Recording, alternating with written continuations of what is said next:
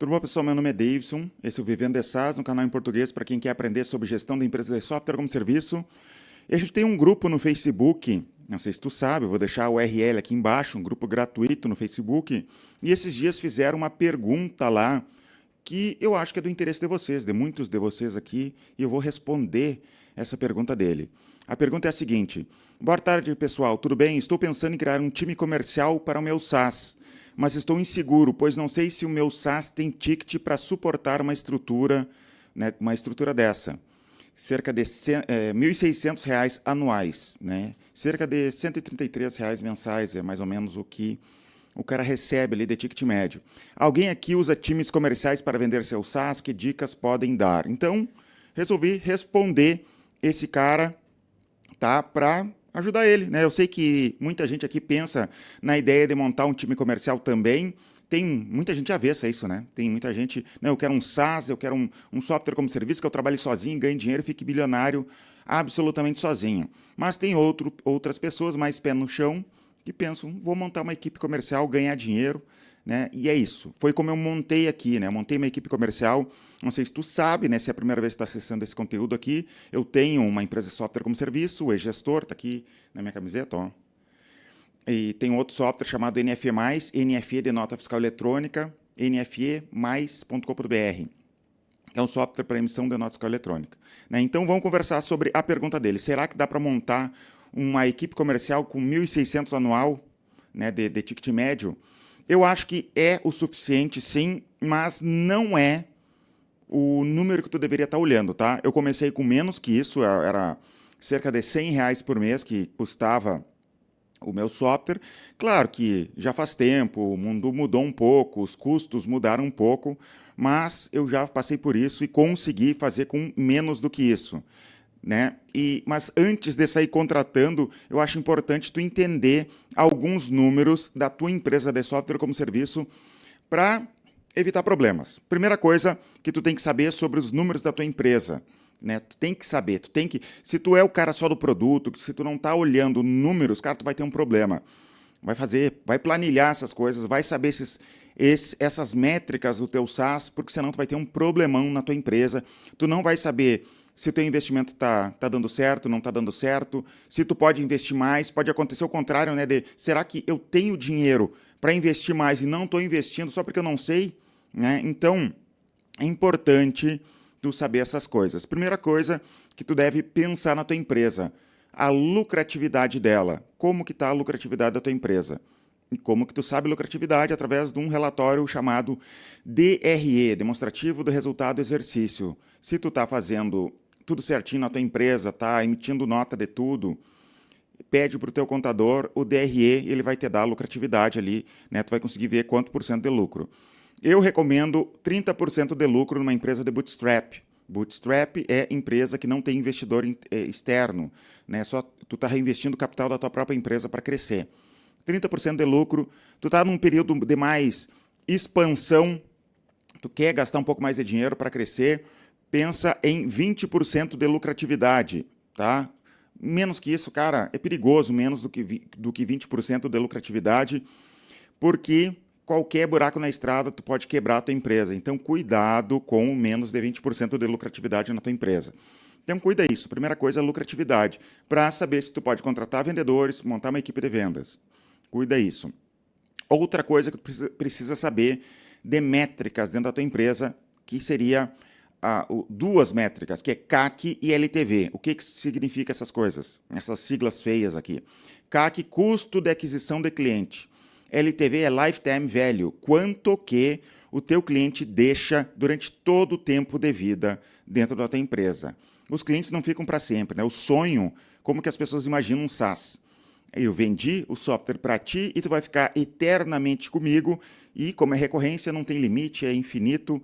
O mundo não é desse jeito. Existe churn, existe um valor que as pessoas vão deixar durante todo o tempo de vida. Empresas quebram, algo acontece, o mundo muda, as pessoas cancelam o software, tá?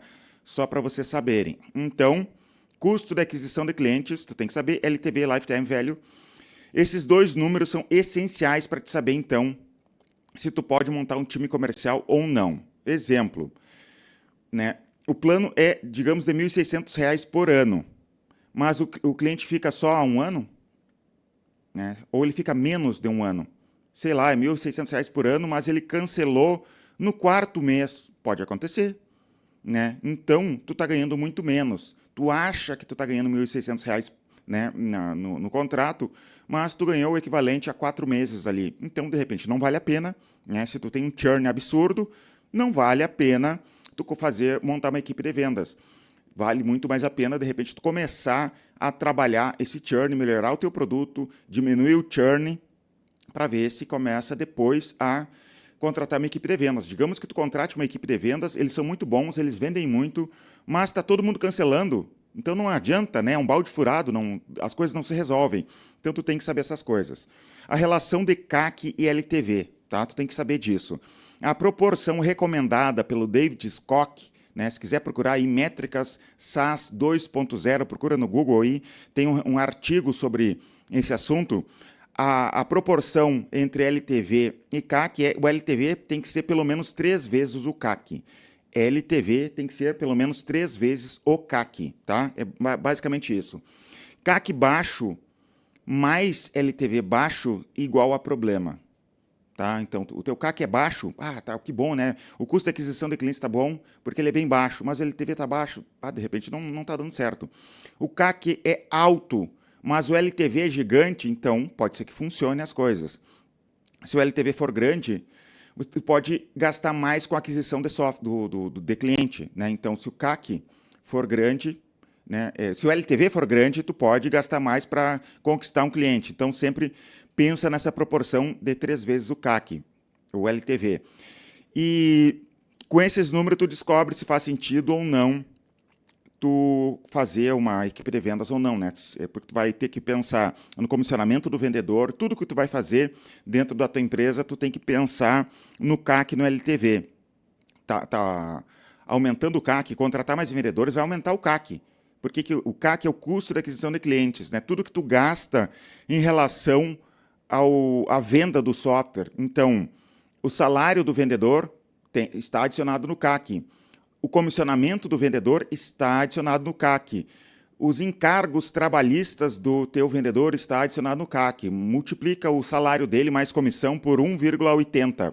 Mais ou menos isso, né, é o encargo que tu vai gastar. Então, se tu está gastando R$ 1.000 por mês com o vendedor, tu tá, na verdade, se é CLT, tu está gastando R$ 1.800 por mês com o vendedor. Mais ou menos isso, tá?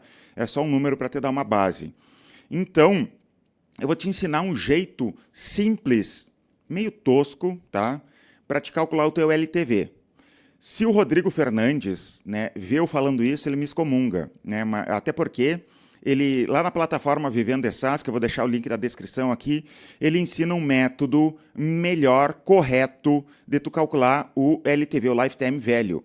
Eu faço, às vezes, assim, um cálculo rápido desse jeito aqui, mas não é o jeito melhor do mundo, tá? Eu concordo com o Rodrigo Fernandes que não é o melhor jeito do mundo. Vou te ensinar por cima aqui. Como que dá para calcular o CAC por cima de um jeito tosco, né? Então, pega 100 e divide pelo churn mensal, né? A média do teu churn. Então, digamos que tu tenha 1% de churn. Isso significa que 100 dividido por 1 significa que os teus clientes ficam, em média, 100 meses contigo, tá? É basicamente isso. 100 dividido pelo churn. E daí tu multiplica pelo ticket médio. Então, digamos que tu tem um ticket médio de R$ 100 e o cliente fica 100 meses. 100 vezes 100 dá R$ 10.000. O LTV seria de R$ 10.000. Tá? Com esse LTV, se tu tem um LTV de R$ 10.000, isso significa que tu poderia gastar em torno de R$ 3.300 para conquistar um cliente. É basicamente isso, tá? Mas se tu quiser entender a fundo como calcular LTV de um jeito melhor, dá uma olhada na descrição aqui na plataforma Vivendo de SaaS. Tá, o que eu falei anteriormente aqui, o que entra no CAC, né? Então, os encargos do vendedor, né? O salário, comissão, encargos dele, o marketing que tu está gastando, propaganda paga, entra no custo do CAC, marketing de conteúdo, salário dos vendedores, comissão, encargos, tudo que gasta, né? O software, sei lá, o software de marketing digital, sei lá, RD Station, HubSpot, Lead Lovers, MailChimp, o teu CRM, né, tu está usando para vender. O custo dele está envolvido no custo de aquisição de clientes, então tu tem que saber disso. Uma coisa importante que vocês precisam saber, eu não estou considerando aqui os leads. Eu imagino que tu está gerando leads com propaganda paga, marketing de conteúdo, de alguma maneira, tu está gerando leads, tá? Mas eu teria cuidado com esse ticket médio que tu falou aí de R$ 1.600 anuais em relação à ligação fria. Cara, de repente, com ligação fria, é muito mais difícil tu fazer as coisas funcionar, porque ligação fria funciona, mas é sofrido ligação fria, tá? Tu liga, recebe muito não, os teus funcionários sofrem com isso, é uma situação difícil. Quando tu tem um ticket maior, as coisas funcionam melhor, porque tu recebe muito não, demora para funcionar, mas com um ticket maior, tu vendeu uma conta, pronto, tu tá bem por muito tempo, tu tá bem por, sei lá, por 15 dias, vendi 2 no mês, tu já fez um número grande. Então, ligação fria é mais difícil, é mais sofrido tudo, tu tem que saber disso, inclusive até na hora da contratação, tu tem que contratar pessoas que sejam mais resistentes a isso tudo. Né? Então, tu tem que saber isso. Mas tu tem geração de leads com propaganda paga, marketing de conteúdo, outras maneiras, funciona melhor. E eu não estou falando mal de ligação fria, só estou dizendo que é mais sofrido. Como começar um time, então? Já sabemos as métricas, né? Mais ou menos o que tu deveria fazer. Como que tu começa um time comercial? Eu começaria com um time de 3 estagiários. Por que 3 estagiários? E por que não só uma pessoa? Por que não só um CLT? Primeira coisa, eu não gosto da ideia de vir já gente pronta do mercado, que sabe vender, não sei o quê. Cara, software é diferente. E tu quer criar uma cultura dentro da tua empresa. Então, primeira coisa, eu contrataria 3 pessoas. Porque sempre acontece das pessoas contratam um vendedor estrela, colocam todas as fichas numa pessoa só, ela não funciona e o pessoal fica decepcionado com o processo de venda. Processo de venda não funciona. E desistem de tudo. Ou se não funciona muito, perdem aquela pessoa ou ficam dependentes demais daquela pessoa específica. Então, contrata 3 estagiários, tá? Para ser SDR, pré-vendedor, 3 estagiários. Se um sai, tu tem os outros 2, para te saber. E daí tu consegue repor uma dessas pessoas. Outra coisa, nada de home office. Evita home office para vendas. Tu está começando uma equipe de vendas, contrata essas pessoas e coloca dentro da tua empresa, perto de ti. Isso vai ser um diferencial absurdo. Não importa o que os outros falem, home office é melhor. Não sei. Cara, esquece esse discurso. Tu está montando uma empresa, tu quer ganhar dinheiro. Pode ser que tenha home office no futuro, mas agora, para começar a tua empresa, a tua equipe de vendas, todo mundo junto, para criar uma cultura, para te aprender com eles, para eles aprenderem contigo, para crescerem juntos, para ter uma competição dentro da tua empresa, uma competição saudável dentro da tua empresa, é importante todo mundo junto para funcionar. Então, contrata 3 estagiários, fica, sei lá, por 6 meses como estágio, promete para eles que se der certo, tu vai contratar a CLT. Estagiário não precisa, não pode até, né, de comissionamento, paga bem o estágio, já que tu não está pagando encargos, tenta aumentar um pouco o valor da bolsa, porque isso vai ser um diferencial, tu vai achar gente boa, eles não vão ficar te pressionando para vir para a carteira de trabalho de cara, então paga um pouco mais no estágio para te testar eles. Então, eles são SDRs, eles não são vendedores. Inicialmente eu colocaria um dos sócios, um dos teus sócios para ser o vendedor. O trabalho dos estagiários seria agendar a reunião. Eles vão prospectar clientes, conversar com o cliente, ver se o cliente se encaixa num perfil específico que tu vai montar aí para buscar os clientes. Pega esses leads e agenda uma reunião contigo, com um sócio teu. E tu faz a venda. Dessa maneira, os estagiários não precisam saber tanto assim do sistema, do produto. Eles só têm que conversar um pouco sobre o problema do cliente e agendar uma reunião contigo. Basicamente isso. E deixa essas pessoas perto de ti. No dia a dia elas vão te ouvir trabalhar, vão entender mais sobre o produto e no futuro tu vai conseguir ter um vendedor. Vai treinando essas pessoas e tu vai conseguir colocar um vendedor no teu lugar ou no lugar do teu sócio. Cuidado no médio e longo prazo de sócio fazendo vendas. Sócio evita isso, tá? Tem que sair, tem que ser uma equipe de vendas fazendo as vendas e não sócio. Sócio é muito bom no curto prazo, no médio e longo prazo isso é ruim, porque eles vão centralizar tudo nas vendas e sempre, eu que sei vender, isso acontece muito, eu que sei vender, só eu que sei vender, e se eu colocar outra pessoa, ela não vai saber vender, tu tem que delegar, tu tá expandindo a tua empresa e tu tem que delegar. Então, treina essas pessoas para elas, no futuro, serem vendedores e não tu.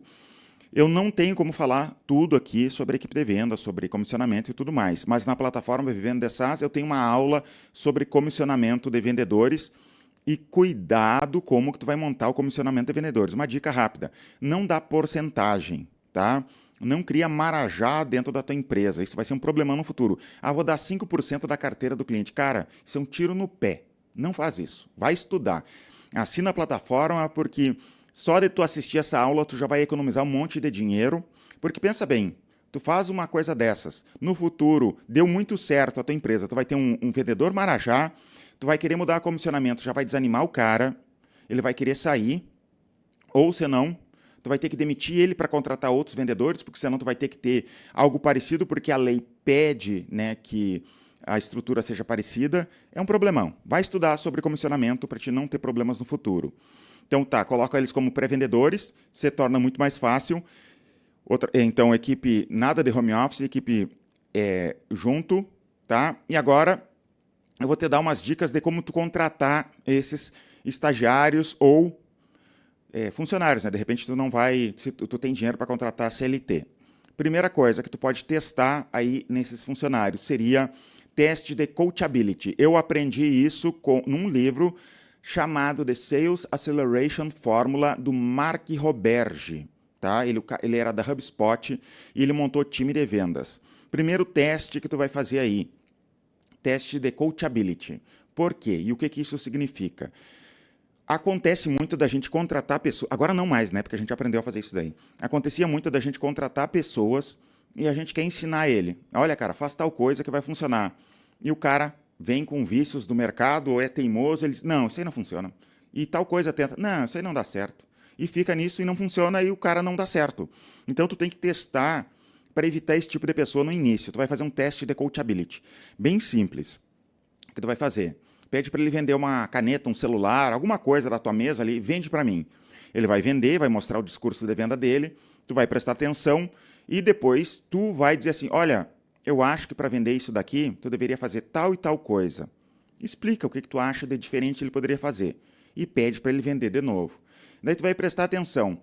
Ele ouviu as tuas dicas, botou em prática as tuas dicas, se ele fez isso, ele tem coachability. Se ele tem coachability, já ganhou pontos para te contratar. Outra coisa para te ver na hora de contratar. Evita essas pessoas que ficam pulando de galho em galho. Mesmo estagiário. Mas o cara é muito novo. Não estou nem aí.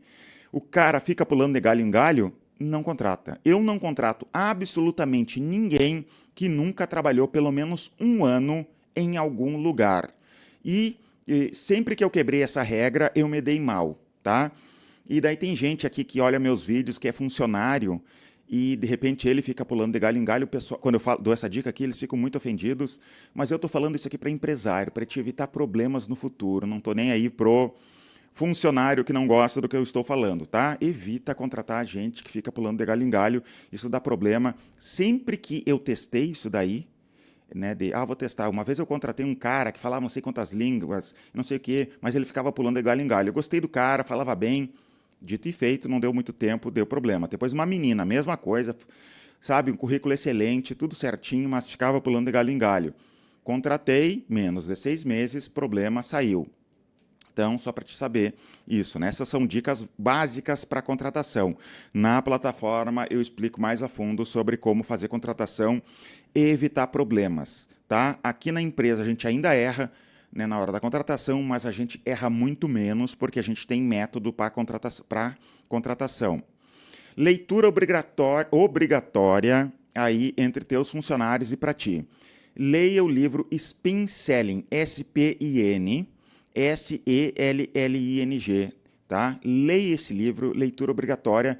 Aqui na empresa, absolutamente todo mundo que entra tem que ler, todo mundo da equipe comercial, né? Tem que ler o livro Spin Selling, tá? E depois de um mês trabalhando aqui, tem que apresentar esse livro. Tá vendo aqui atrás um auditório? Eles têm que vir aqui numa sexta-feira à tarde, o dia mais que não tem tanto movimento. A gente chama algumas pessoas novas aqui e a pessoa tem que apresentar o livro, né? Tem que estar na ponta da língua esse livro. Isso vai te ajudar muito no processo de vendas, porque vender software é diferente de vender um aspirador de pó, né? Então, todo mundo aqui dentro da empresa. Outra coisa aqui que eu queria falar para vocês, participa da nossa comunidade no Facebook. Olha aqui embaixo na descrição, é uma comunidade gratuita, tem mais de 9.000 empresários de SaaS dentro dessa comunidade, conversando todo o tempo sobre software como serviço, e a parte mais legal da comunidade não são os posts, são os comentários, tá? Então, olha os posts, clica para ver os comentários, você vai ver a riqueza que é essa comunidade, né, de comentários. Eu aprendo muita coisa, aprendi muita coisa graças a essa comunidade, né? E é isso por hoje, espero que tenham gostado desse conteúdo. Eu não resolvi tudo que tem para resolver aqui, por isso que eu digo, dá uma olhada na plataforma Vivendo SaaS, tem aula sobre CAC, LTV, sobre time comercial, tem áudio de ligação dos meus vendedores aqui do gestor para clientes, tá? Áudios reais, que eu só cortei a parte que ele fala nome de cliente e algumas informações de clientes por causa da LGPD. Também tem a aula do Rodrigo Fernandes, que eu falei anteriormente, e é isso daí. Entra Vivendo de SaaS, SaaS com 2A, vivendodesas.com.br. Muito obrigado e até os próximos vídeos.